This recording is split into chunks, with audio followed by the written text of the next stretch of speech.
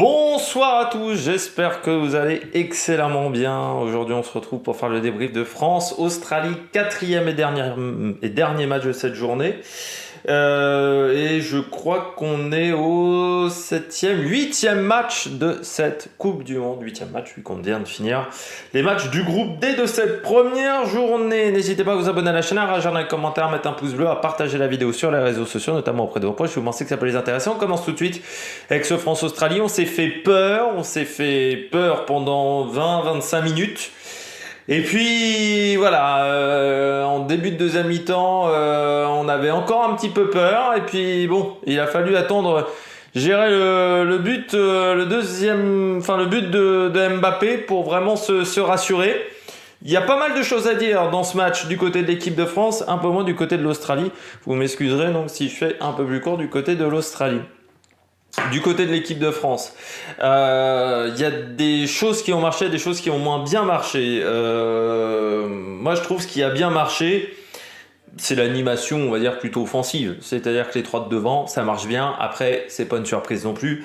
C'est très intéressant. Ce qui a bien marché également, c'est le milieu de terrain géré sur les phases offensives. Notamment, moi j'ai bien aimé Rabiot. Rabiot a fait un très très bon match. Ça c'est clair et net. Mbappé qui, je pense, nous a maintenu en vie jusqu'au premier but de l'équipe de France. Vraiment, c'est lui qui nous maintient en vie. Le fait que Giroud marque, ça c'est important. Il avait pas réussi à marquer pendant la Coupe du Monde 2018. Il y avait une sorte de frustration. Ça débloque la situation. Donc ça c'est bien. Par contre, il y a des choses moins bonnes. Dans les choses moins bonnes déjà, il y a le fait qu'on ait joué que 45 minutes. Le début de deuxième mi-temps est pas fou. Le début de match non plus. On a été mis en difficulté, ça c'est clair et net. Pas seulement par le but, il y a aussi des actions en début de match qui nous mettent en difficulté même avant le but. Donc ça c'est pas une bonne nouvelle parce que ça a fonctionné face à l'Australie mais qui n'est pas l'adversaire le plus fort du groupe. Ça marchera pas face au Danemark et ça marchera peut-être pas non plus face à la Tunisie, même s'il faudra voir les niveaux d'état physique qu'aura la Tunisie en troisième match. Troisième match, ça peut être parfois plus compliqué pour certaines formations. Il faudra voir à ce moment-là. Pavard a pas fait un bon match. Pavard a été en grande difficulté, je trouve, pendant toute la rencontre. Donc ça, c'est un petit peu inquiétant. Alors, ce qui était en difficulté, parce que Tchouaméni faisait pas bien le boulot, mais notamment sur le premier but, il est nulle part. Sur le but australien, il est à la rue. Donc c'est un peu triste du côté du match de Pavard. Je trouve aussi qu'en début de match, on a eu beaucoup de mal à se trouver. C'est-à-dire qu'il y a beaucoup de passes qui n'arrivaient pas à destination. Alors je dirais que le trio Rabiot, Griezmann, Mbappé, ça marchait bien. Par contre, Dembélé, Tchouaméni, c'était un peu plus compliqué. Et il y avait quand même pas mal de pertes de balles qu'on a réussi à corriger sur la suite du match. Mais ça, c'est un truc qu'il ne faudra pas refaire.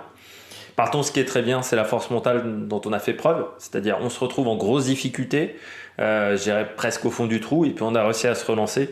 Donc ça, c'est extrêmement bien. Mais voilà, je trouve que Pavard n'a pas fait un grand match. Aussi, Lloris, je trouve que Lloris n'a pas fait un grand match. Notamment, pas mal de relances où les Australiens n'en ont pas profité, mais ils auraient pu en profiter. Notamment, il y a une relance à un moment plein axe sur 30 mètres. Je me dis pourquoi. Donc je trouve que Lloris a été pas mal en difficulté sur ses relances. Où parfois il prenait beaucoup de temps, les Australiens lui mettaient la pression et ça aurait pu être très risqué. Donc ça c'est quelque chose également qu'il faudra corriger du côté de cette équipe de France. Donc si on doit faire un résumé du côté de cette équipe de France, c'est pas l'équipe qui m'a fait la meilleure impression pour le moment dans cette Coupe du Monde, même si elle m'a fait une bonne impression quand même. Et il y a encore pas mal de choses à corriger. La vidéo va servir à ça, mais on a vraiment l'impression d'avoir un premier match de phase de préparation en fait. Et c'est tout le souci de cette Coupe du Monde, sans match de préparation, sans phase de travail. Là, on avait vraiment l'impression d'avoir un match de phase de préparation. On passe à l'Australie rapidement. Du côté de l'Australie, ça a été compliqué. Pourtant, ils ont tenté en début de match. En début de match, ils ont tenté de faire des choses. Mais on a senti assez vite que techniquement, il n'y avait pas l'envie.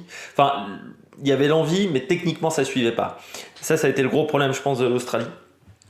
Techniquement, ça manque un peu de talent, quoi, hein, tout simplement, dans cette équipe d'Australie. J'ai trouvé également que le jeu de transition était assez difficile, mais ça vient aussi du fait que techniquement, je pense que c'est compliqué.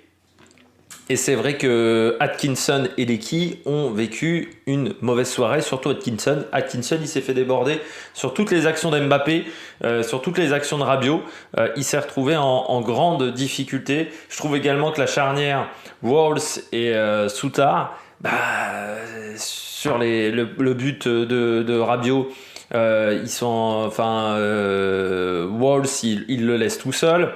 Sur le but de Giroud, le deuxième, ils sont aussi en difficulté. Sur le but d'Mbappé, pourtant le mec il fait 2 mètres, mais il n'arrive pas à arrêter Mbappé, qui est pas le joueur le plus grand au monde. Ils ont été quand même en grande difficulté du côté de la charnière. Et puis Atkinson, ça a été difficile. Par contre, ce que j'ai bien aimé, c'est qu'ils ont joué. Ils ont quand même tenté. Ils auraient pu faire catenaccio, on ferme tout dès le début du match. On joue bloc bas, on bloque la situation. Et ils ont tenté de jouer. Et ça, c'est quand même bien parce que je pense à certaines équipes qui ont décidé de bloquer tout derrière et qui n'ont pas décidé de jouer. Je pense notamment au Qatar. C'est pas la seule équipe qui a fait ça en ce début de Coupe du Monde. Eux, ils ont notamment le Pays de Galles aussi, qui a joué de cette manière face aux États-Unis. Eux, je trouve que voilà, ils ont tenté le coup et ça, c'est intéressant. Je pense que ça sera pas une équipe si facile que ça, notamment pour les Danois en 3e match, parce que les Danois, vu ce qu'ils ont fait sur le premier match, ils se retrouvent quand même dans une situation qui, je trouve, est assez touchy pour la qualification. Il va falloir vraiment sortir les doigts du cul. Pas de chance pour eux, c'est l'équipe de France. Mais ce qui va donner certainement un France-Danemark bien plus intéressant qu'il y a 4 ans. On se souvient de ce magnifique 0-0. On passe aux joueurs du match, du côté des joueurs du match. Je pense que pour l'équipe de France, c'est Rabiot. Rabiot qui fait un très très bon match. Alors il y a Mbappé, hein, on peut varier, on va dire, un peu les plaisirs. C'est sûr que Giroud en marque 2 également, c'est très bien en termes de réalisme, mais il a raté quand même quelques occasions. Bon, il y en a une, c'est une bicyclette qui aurait pu être magnifique, mais à un moment il rate une autre occasion en première mi-temps. Je trouve que Mbappé, il nous permet de rester en vie, et que Rabiot, forcément le but est magnifique, la passe décisive aussi. Donc ça, c'est un très bon match de la part de Rabiot, et puis il rassure aussi, hein, parce que moi j'étais un petit peu inquiet sur la capacité de Rabiot de tenir le milieu de terrain sans Kanté, sans Pogba. J'attendais de voir ce que ça pouvait donner. Du côté du petit flop, pour moi c'est Pavard. Pavard, il n'a pas fait un bon match et on verra quelle sera la décision de Didier Deschamps pour la prochaine rencontre face au Danemark. Mais Pavard, je trouve le placement est pas bon. Je trouve que voilà, il se retrouve trop souvent en difficulté. Du côté de l'Australie, Atkinson en grosse difficulté pendant tout le match. Il s'est fait dépasser de partout, hein. Atkinson, il n'a pas vu la balle pendant tout le match. Goodwin, mais Lecky aussi, hein, les deux sur les deux côtés, ça a plutôt bien marché. Et Irvine, son carton jaune, il a mis beaucoup de temps à arriver. L'arbitre a pas fait, je trouve, une énorme rencontre. Voilà, ça aurait pu être catastrophique, c'est pas catastrophique, mais c'est passable. Voilà, il y a des petites actions où Irvine, il peut se prendre son carton un peu plus tôt, et Moy. Ouais, le carton jaune, il peut être tendance rouge également pendant ce match. Bon, du côté du groupe D, les prochaines échéances. Alors la France, bien entendu, est en tête du groupe et se retrouve dans une position qui est très favorable du fait que ses adversaires aient fait match nul. Donc ça, c'est plutôt bien. L'Australie est dernière du groupe, mais avec 0 points, elle est encore en capacité de se qualifier. Donc ça, c'est très intéressant. Et puis du côté des prochaines rencontres, donc je rappelle France-Danemark, ça sera le 26 novembre à 17h, et Tunisie-Australie, ça sera à 11h. Je m'excuse, il y a le chat qui est en train de faire ses besoins dans la litière. On se retrouve pour de nouvelles aventures demain sur l'Amérique Production avec la suite de cette Coupe du Monde. Ciao ciao et bonne nuit.